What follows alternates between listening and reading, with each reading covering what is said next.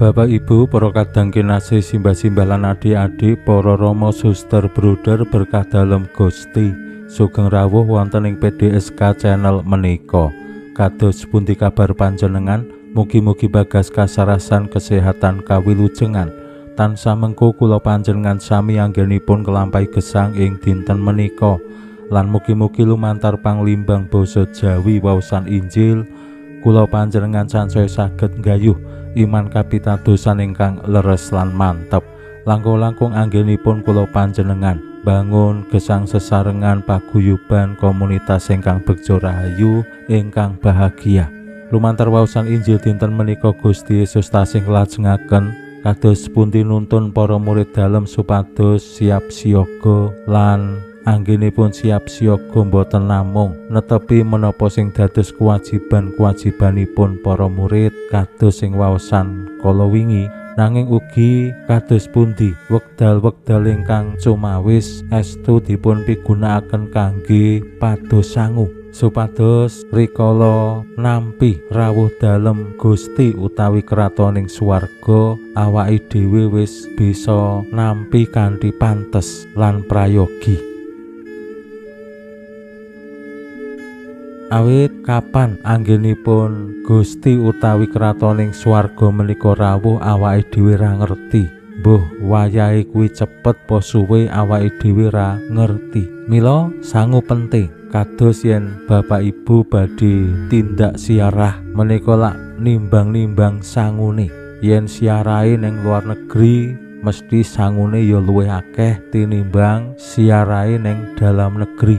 Menika gegambaran kados pundi wekdal ingkang dipun paringaken Gusti menika dados nugraha tumraping kula panjenengan sami para murid supados migunakake detik-detik ingkang kula panjenengan tampi kanthi sak sae-saenipun. Aja ngasih boros wektu, aja ngasih wektune sing dienggo kuwi malah diolor-olor kaya karet. Nah menika tantangan kados pundi kula panjenengan bangun gesang sesarengan sing tepat waktu saengga wektu kanggo urip bebarengan, wektu kanggo urip pribadi, wektu kanggo nyambut gawe, wektu kanggo brayat lan sanes-sanesipun saged kalampah, termasuk wektu kanggo sembahyang, wektu kanggo tindak gereja. Aja ngasih awake dhewe jane ya ora ngopo-ngopo ning rumangsa sibuk, rumangsa wektune kok cepet banget. Padahal kawit jaman rumiyin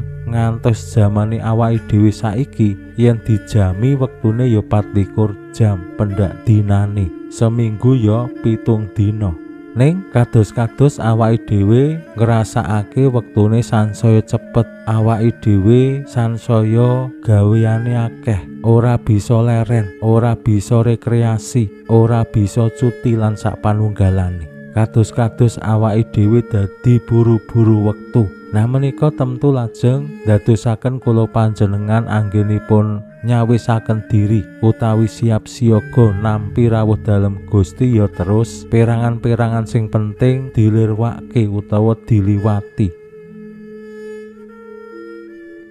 Pramila monggo kita pirengaken sabda dalem Gusti ing dinten menika lan kita wiwiti kanthi sembahyang sawetawis.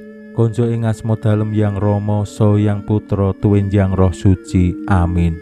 Suawi sami munjuk Gusti Yesus sabda dalem Yang Rama ingkang sampun manjalma, mugi karsa ngandika dhateng kawula wonten ing asepen ing telenging manah kawula, kabikao kegiatan lan panglipur ingkang manjing ing sabda dalem kapenuwana kawula mawi ro ing kawicaksanan dalem.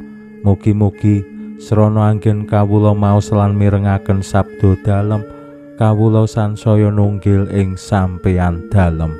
Amin. Waosan Injil kapetik saking Injil Matius bab selangkung ayat 1 ngantos dumugi 13. Nalika samono Gusti Yesus ngandikaake pasemon mangkene, kratoning Allah iku umpamane patah 10 sing padha nggawa dian arep mapagake penganten, nanging sing 5 bodho sing 5 pinter. Sing bodho ya bener nggawa dian nanging ora sangu lenga, sing pinter nggawa dian lan sangu lenga ana ing gendul. Pengantene suwe ora teka-teka, para patah padha ngantuk lan keturon. Wayah tengah wengi dumadakan ana sing ngalok, "Galo, pengantene teka, age padha papakno." Kabeh padha geragaban tangi lan dandani diane dhewe-dhewe. Sing bodho nembung marang sing pinter, "Aku njaluk lengamu, dianku arep mati." Nanging sing pinter mangsuli, "Tinimbang ora cukup kanggo aku kowe, kono tuku lenga wae." Nanging nalika lagi padha tuku lenga, pengantene teka lan kabeh sing wis siaga padha ngarak penganten mlebu ing pajagongan. Dene gapura nuli ditutup.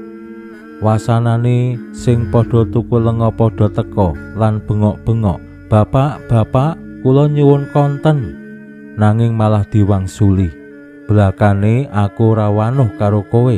Mula dipadha siaga awit kowe ora ngerti dina lan wektune." Makaten sabda dalem Gusti. Suawi sami munjuk, Gusti, kawula munjuk sembah nuwun karana sabda dalem.